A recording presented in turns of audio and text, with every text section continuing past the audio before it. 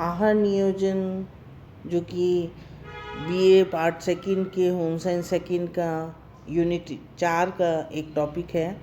आहार नियोजन जो टॉपिक में हम विभिन्न पार्ट्स में ABCD अलग अलग पार्ट्स में अलग अलग वर्ग के लिए आहार का आयोजन के लिए जो ध्यान में रखने योग्य बातें हैं उनके बारे में जानकारी हासिल करेंगे।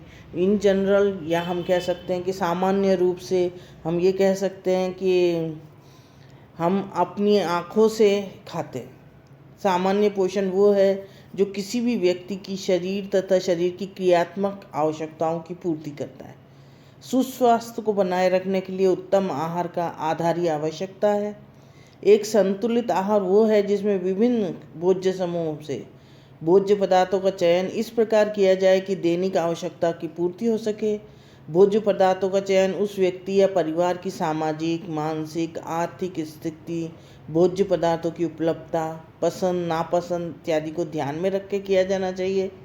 आहार नियोजन वो प्रक्रिया है जिसके द्वारा उपरोक्त कार्य सुगमता पूर्वक किए जा सकते हैं। आहार योजना में तात्पर्य केवल उचित पौष्टिक मूल्यों वाले भोज्य पदार्थों का चयन ही नहीं है, वरन रंग, गंध, बनावट, सुमिश्रण भी है। आहार योजना पारिवारिक संसाधनों के अनुसार होनी चाहिए। इसलिए हम कहते हैं कि जब हम आहार नियोजन करते हैं तो सबसे ज़्यादा हम अपनी आँखों का उपयोग करते हैं। भोज्य को हमारे को पसंद है कि नहीं है, अगर हम उसको अच्छे से सर्व करते वक्त भी बहुत अच्छे से सजा के उसको सर्व करेंगे तो वो हमें ज़्यादा अच्छा लगेगा और हम उसकी उचित मात्रा लेने में ज़्यादा पसंद करेंगे, उचित मात्रा भी ले पाएंगे। और जो भोज्य हम बहुत ही ठंडे वातावरण में आराम से खाते हैं और उसको एंजॉय करके खाते हैं और तब हमें लगता है कि हमने खाद्य को खाया। अगर हम कई लोगों का ऐसा रहता है कि वो कार्य की व्यस्तता के कारण जल्दी जल्दी खा लेते हैं तो वो आहार जो हम दे रहे हैं वो पर्याप्त नहीं होगा, वो अवशोषित प्रॉपर नहीं होगा, उसका पाचन सही ढंग से नहीं होगा। तो इसके मुख्य बिंदु कुछ हैं जैसे पोषण की दृष्टि से उपयुक्त आहार जिसमें सिर्फ वृहत मात्रिक पोषक तत्व मैक्रोन्यूट्रिएंट्स ही ना हो वरन सूक्ष्म माइक्रोन्यूट्रिएंट्स भी होना चाहिए। मैक्रो और माइक्रोन्यूट्रिएंट्स बहुत थोड़ी मात्रा में होते हैं और वो हमारे शरीर के लिए आवश्यक हैं। मैक्रोन्यूट्रिएंट्स जैसे कार्बोहाइड्रेट, प्रोटीन्स, वसा वगैरह। कई दिन तक का आहार नियोजन एक साथ किया जाए ताकि समय व ऊर्जा की बचत हो। हफ्ते में एक बार खरीदारी और आसानी से पकाए जाने वाले भोजन देने चाहिए। व्यक्तिगत पसंद नापसंद को ध्यान में रखते हुए भोजन का चयन करना चाहिए। रंग, बनावट, गंध, पाक विधि में विविधता लानी चाहिए। भोज्य पदार्थ की उपलब्धता पर ध्यान देना चाहिए। विशेषकर निम्न व मध्यम आहार वर्ग के लिए तो हमें बहुत ही ज़्यादा ध्यान रखना चाहिए कि जब मौसमी फल महंगे होते हैं तब ना खाएं, जब वो सस्ते हो जाएं तब खा लिए जाने चाहिए। भोज्य पदार्थों पर जोर दें, मौसमी भोज्य पदार्थों पर जोर रखना चाहिए। परिवार की वित्तीय स्थिति पर भी गौर रखना चाहिए। धर्म, परंपराओं, मान्यताओं के अनुसार भोजन करना चाहिए। सर्दियों में थोड़ा भारी व गर्मियों में हल्का भोजन करना चाहिए। 2 भोजनों के बीच में उचित अंतराल रखना चाहिए। इससे लाभ ये है कि हमें समय, ऊर्जा और धन की बचत होती है। पौष्टिक तत्वों की उचित मात्रा मिलती है। आहार में विविधता रहती है। आहार नियोजन संबंधी अच्छी आदतें हमारे बनती हैं। साथ ही हम लोग बाज़ार में उपलब्ध जो सभी भोज्य पदार्थों की अगर हम सूची तैयार कर लें तो हम आराम से उसमें से चूज़ करके ला सकते हैं। हमें पूरे सप्ताह भर का सामान एक साथ ही ले जाना चाहिए ताकि उससे हमें मालूम रहे कि हम कौन सी चीज़ें कब बनाएंगे। डेज फिक्स कर दे सकते हैं हम, उनका मूल्य देखें और बजट के अनुसार उनको खरीदें। और परिवार या व्यक्ति की आवश्यकता का भी अंदाज़ा लगाया जा सकता है। जैसे वृद्ध व्यक्ति को कैल्शियम की कमी हो जाती है तो उसे दूध से बने पदार्थों को अधिक देना चाहिए और ऐसे चीज़ों को देना चाहिए जो कैल्शियम से परिपूर्ण हो। छोटे बच्चे को क्योंकि आयरन की कमी हो जाती है और माँ जो दूध पिलाती है उसमें दूध में कमी रह जाती है दूध आयरन की, तो इसलिए हम आयरन से परिपूर्ण खाद्य की आवश्यकता होती है। मार्क्स हम अलग अलग सूची के अनुसार अपनी खरीदारी कर सकते हैं। और आहार इस प्रकार नियोजन करें कि परिवार की दैनिक आरडीए टेबल के साथ रिकमेंडेड डाइटरी अलाउंस के अनुसार हम खाना दे सकें। हल्के भारी दोनों प्रकार के व्यंजन सम्मिलित करने चाहिए। भोजन में मनोवैज्ञानिक पहलू को भी ध्यान में रखना चाहिए। समय, श्रम और धन की बचत करनी चाहिए। भोजन को अधिकाधिक संतृप्त मूल्य हो। भोजन की मात्रा के साथ साथ उसकी गुणवत्ता भी उचित हो। आहार शैली के अनुसार शाकाहारी, मांसाहारी भोज्य पदार्थ देना चाहिए। आहार शैली लचीली होनी चाहिए। पूरे दिन को एक इकाई मानते हुए आहार नियोजन करें और भोजन समूह के अनुसार योजना तैयार करें। अगर हम इन सब बातों का ध्यान में रखेंगे तो हम अच्छा आहार नियोजन कर पाएंगे। अब मैं आपको आहार नियोजन, वयस्कों के लिए आहार नियोजन के बारे में जानकारी दूंगी। धन्यवाद। आज आपको ये पाठ द्वितीय के होम साइंस सेकेंड इकाई 4 के एक टॉपिक वयस्कों के लिए पोषण के बारे में जानकारी दूंगी। वयस्कों के लिए पोषण, जो वयस्क जो हैं वो आप जानते ही हैं 21 साल से जो बड़े हैं उन्हें वयस्क कहा जाता है। शरीर की जो कार्य प्रणाली को बनाए रखने के लिए पोषक तत्वों की आवश्यकता होती है, वो उम्र, लिंग, कार्य, शारीरिक बनावट, वजन, ये सभी कारक किसी भी व्यक्ति की पोषण संबंधी आवश्यकताओं को निर्धारित करते हैं। इसके अतिरिक्त वातावरण, शारीरिक वृद्धि, शारीरिक मानसिक तनाव भी पोषण स्तर को प्रभावित करता है। शारीरिक संगठन और भार में अंतर के कारण पुरुष और महिलाओं की आवश्यकताएं भिन्न होती हैं। कुछ विशेष पोषक तत्व जैसे लौह तत्व के संबंध में दोनों लिंगों में शरीर क्रियात्मक अंतर के कारण जरूरतें अलग होती हैं। व्यक्ति किस प्रकार कार्य करता है, इससे भी ऊर्जा की मात्रा प्रभावित होती है। वो व्यक्ति जो भारी श्रम करता है ज़्यादा ऊर्जा चाहिए उस व्यक्ति को जो कि हल्का श्रम करता है उसके बनिस्पत। महिलाओं की तुलना पुरुष के अक्सर लंबे होते हैं और सक्रिय उत्तक भी होते हैं और मांसपेशियाँ ज़्यादा होती हैं, तो इसलिए उसमें पुरुष में ज़्यादा ऊर्जा की आवश्यकता होती है बमुकाबले सामान्य कार्य करने वाली महिलाओं की अपेक्षा। आईसीएमआर ने व्यस्त पुरुषों और महिलाओं को आरडीए टेबल में अलग अलग आवश्यकताएं दी हैं सभी पौष्टिक तत्वों की।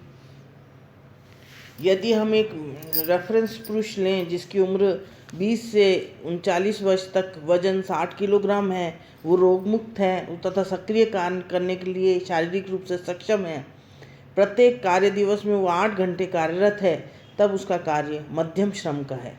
इसके अतिरिक्त 8 घंटे बिस्तर में और 4 से 6 घंटे बैठे रहने वाले कार्यों में, गति में और 2 घंटे चलने में और सक्रिय मनोरंजन और गृह कार्यों में व्यतीत करता है। इस प्रकार के संदर्भ पुरुष को आईसीएमआर ने 163 सेंटीमीटर की लंबाई मानी गई है। संदर्भ महिला में वयस्क महिला जिसकी उम्र 20 से 39 वर्ष है तथा वजन 50 किलोग्राम है, लगभग 8 घंटे तक साधारण घरेलू कार्य, हल्के श्रम, अन्य मध्यम श्रम के कार्यों में सक्रिय रहती है।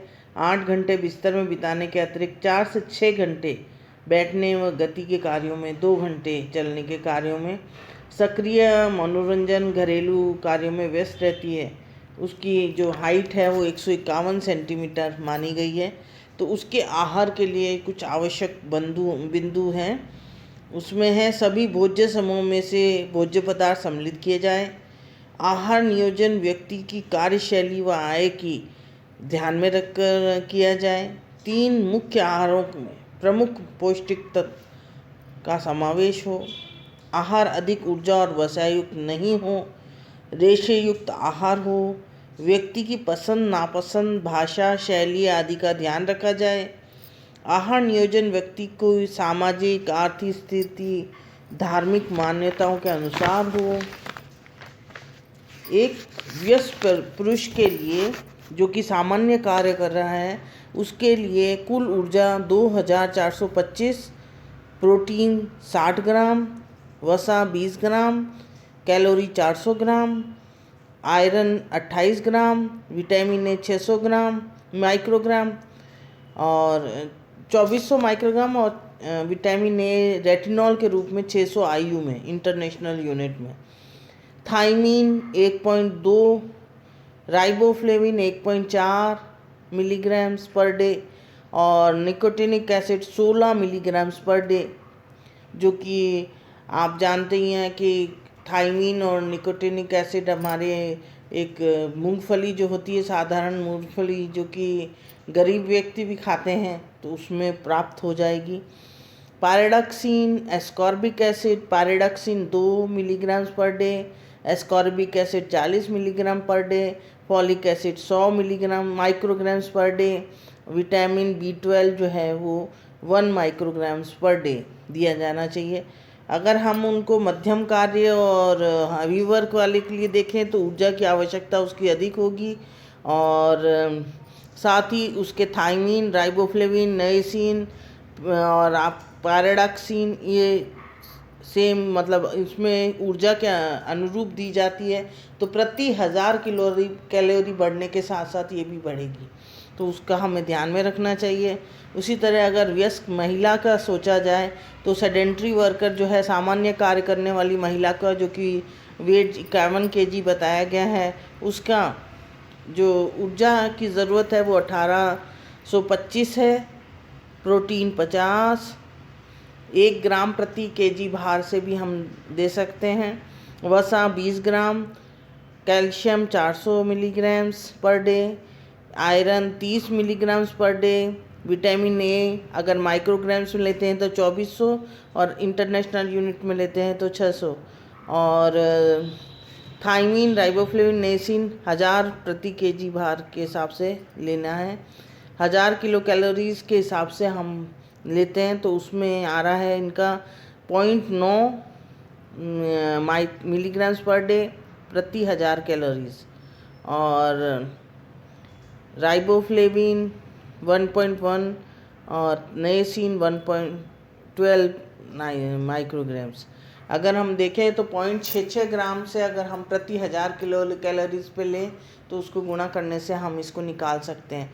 तो यानी कि अगर हम 0.66 मिलीग्राम्स माइक्रोग्राम्स पर डे प्रति 1000 किलो कैलोरी दें तो वो सब पर्याप्त होगी।